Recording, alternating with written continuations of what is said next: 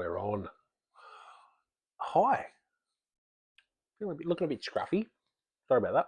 My apologies. I'm due for a bit of a manicure, bit of a clean-up. Feel like it's been weeks since I've spoken. Had a chat. I think it might be. I did want to keep this one fairly short, but we're doing homemade pizzas tonight, so I kind of want to go and be doing that.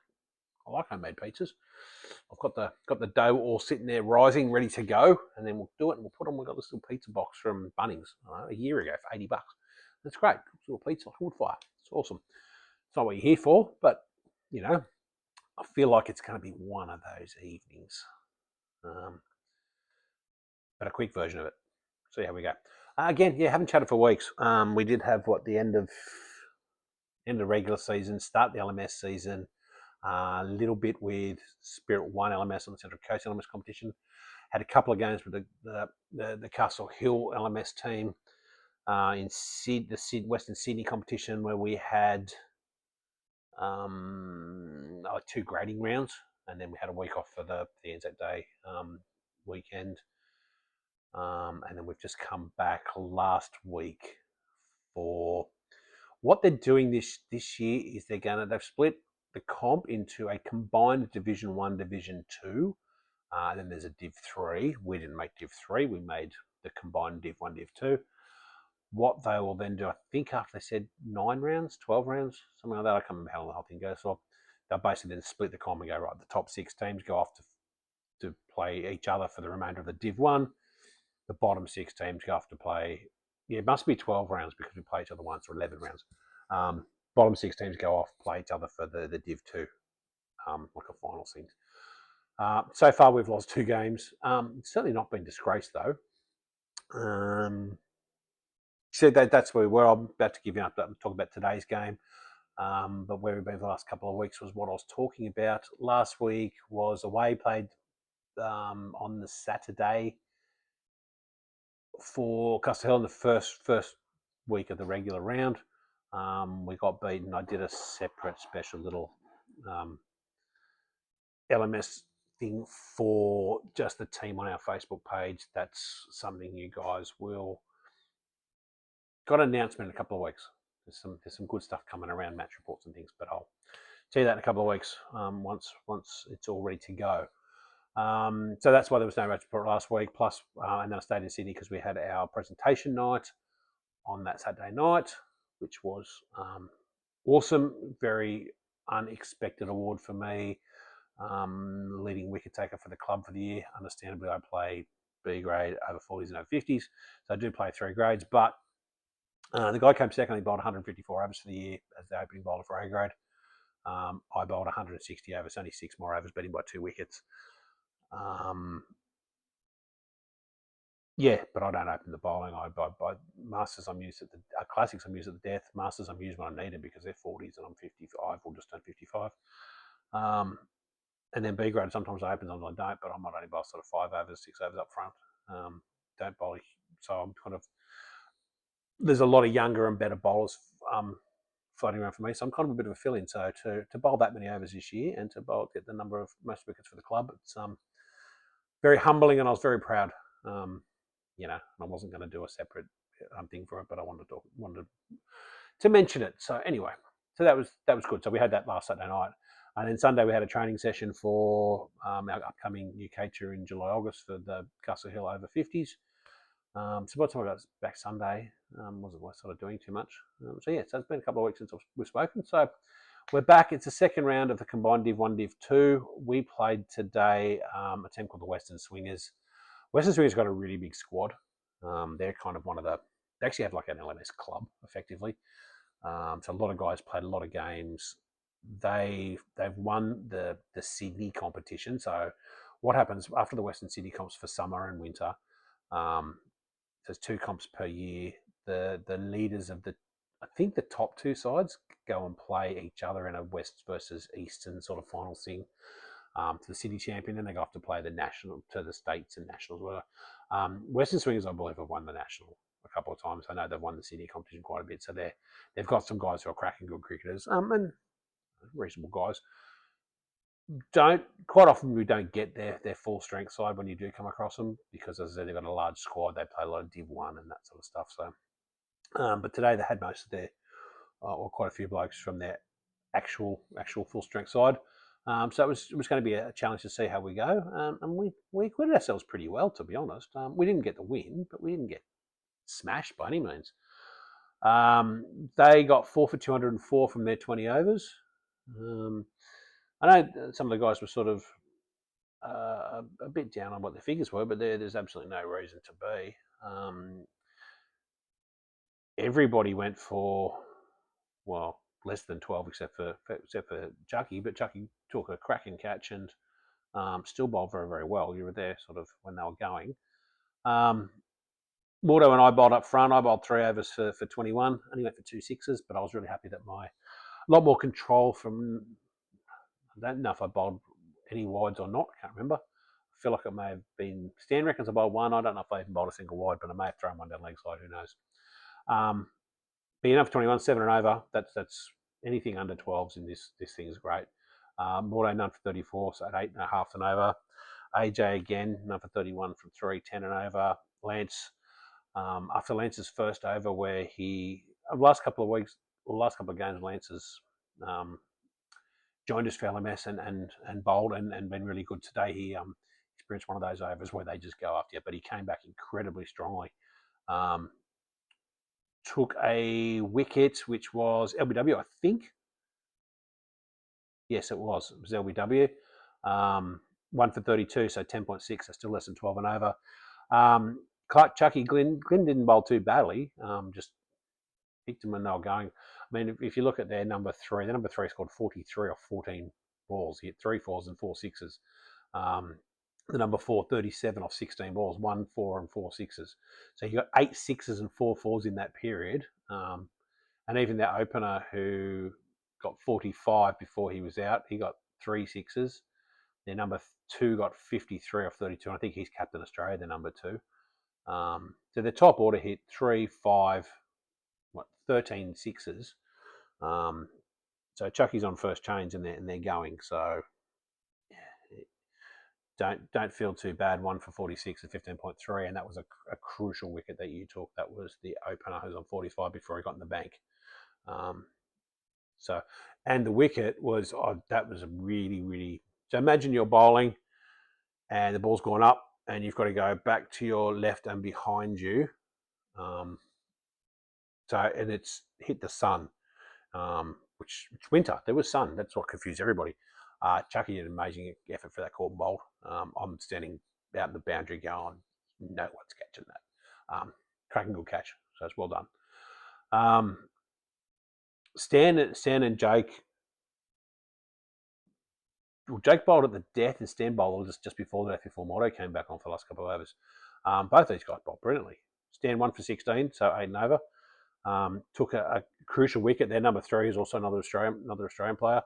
The guy that got 43 off 14, he came out. I think he advanced down the wicket too. It was Paul Bugger Bowl when he came out. Advanced down the wicket first ball and pumped it for a 6. So his intentions were clear.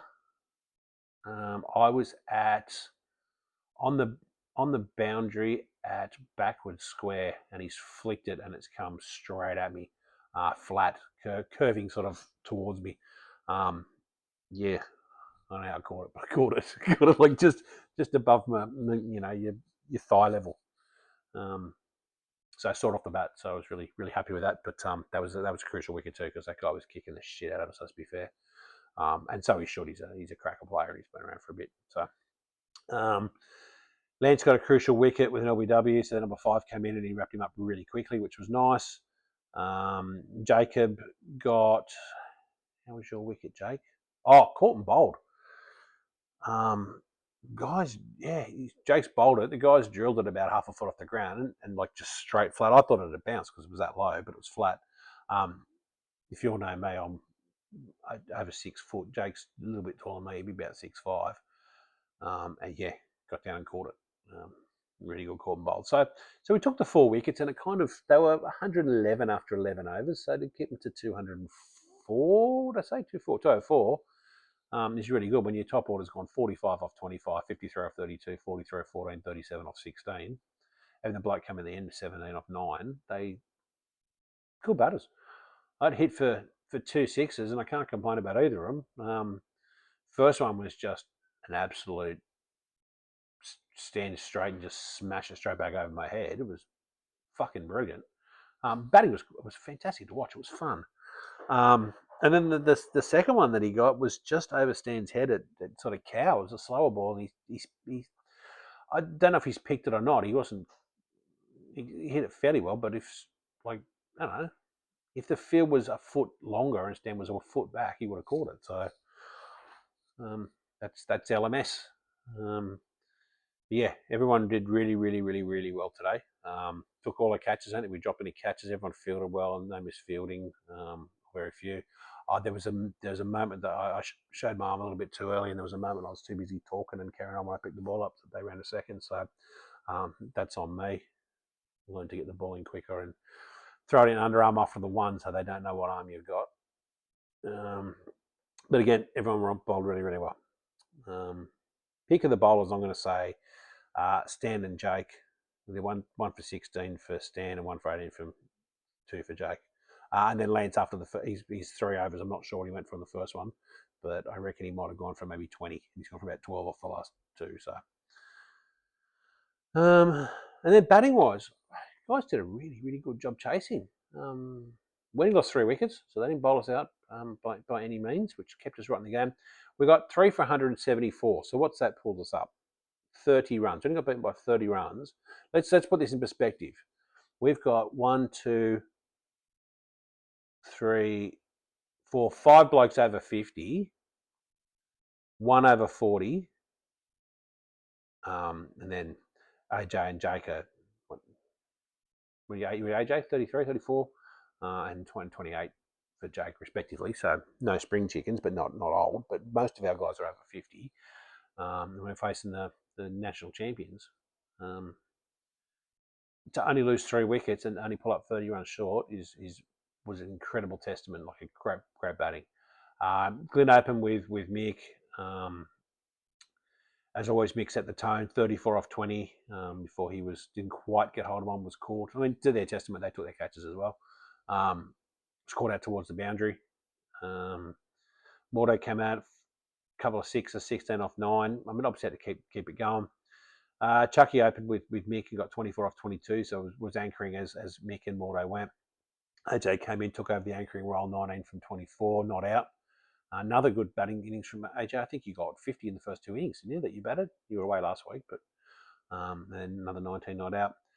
Jake came in. Jake's been struggling for a little bit of form lately. He's had a busy week at work this week, so was a bit sort of tired and one of those attitudes with if I get out, and that's usually your best when you go best. And he absolutely did. He monstered him, 52 from 26 balls, 2 4s and 5 6s. Sometimes it's hard to be a father and watch your son. I get fucking nervous when Jake bats. Because you want him to do good, and if he gets out, you feel it, whatever. But when he starts hitting the ball, you just go, oh. When he has good days, it's good to watch. And 5 6s today. Really, really impressive readings from Jake. Not out, so got in the bank. The Stan came in the back end. And Stan became our second player. LMS, those of you who follow along would know by now, the very last ball in the LMS in each innings, if you hit a 6, it's worth 12. It's called a home run. We didn't get as excited as we should have done because the LMS scorecard was like a ball behind, so we thought there was 2 balls to go. But it was actually the last ball, and Stan's monstered it for 6, which gave him 12. So Mick has the only other home run for our side as a batter. We've got a few of us that's been going for it as a bowler, but I'm going to say us, not me. I haven't done it yet. But yeah, Stan 25 off 6, 3 4s and a 12. Can you stand? Run rate of 416.67. That's gold, dude. You'll get the IPL figures like that. I mean, admittedly, they don't always have home runs for you, but 3 for 174. Cracking chase, boys. Did such a good effort. Yeah, As I said, this was a good side. What are you going to do? Put your ego at home. Me personally, start of every season, it was the same when I started summer season. It's the same now when I start LMS. It's finding your groove again. I'd started losing it towards the end of the regular season, and I wasn't sure what was. I mean, those of you who play any sport, or whether it's sport, music, anything, you all know you do things, and then sometimes you're not doing them as well as you like, and you can't figure out why. And you got to try and figure it out. And I was kind of that way at the end of the regular season. I'd had a good season, obviously. There's no doubts about that. Towards the end of it, I wasn't going great. First LMS game just wasn't quite right. I was tentative and worrying, and talking to a couple of guys about my left arm, and been focusing on the nets the last week or so. Since last Sunday, I had a good session early, and then my second session, Mick pointed out that I was a lot lazier after having a bat.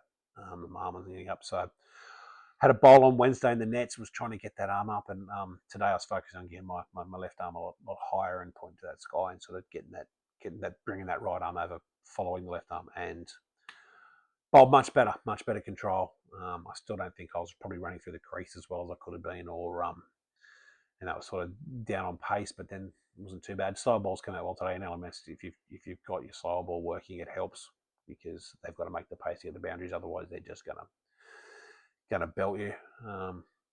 So yeah, I bowled some good balls. I don't think I actually bowled very many bad balls, to be honest. I said no balls, no wides today.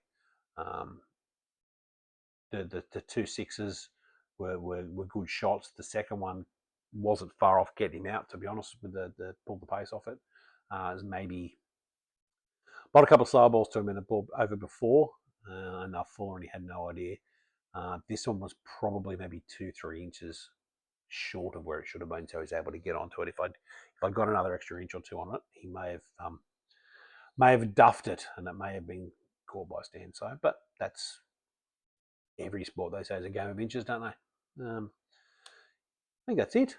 That's all I'm going to talk about today. As I said, missed you all. Good to talk to you all again. Jump on, like, subscribe, share with your friends. Next week I'm away, going and playing in, I can't remember what it's called. I'll tell you at some point. But it's over 50s representing Port Jackson in Gloucester in I think it's a 4-team tournament thing. So playing Saturday and Sunday, a couple of 40 over games on turf. Umpires, proper cricket. Yes, I'll be doing that next week.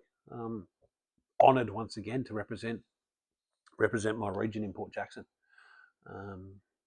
Cannot wait. I'm very, very excited about that, to be honest. I'm not sure when I'll give you guys an update, because it'll be very difficult to do it while I'm there. But have a look on Play HQ. It's probably live. We play 10 o'clock Saturday, 10 o'clock Sunday. Representing Port Jackson over 50s. You should be able to find it through Play Cricket if you type in Port Jackson and go from there. Thanks, guys. Bye. So there you go. That's how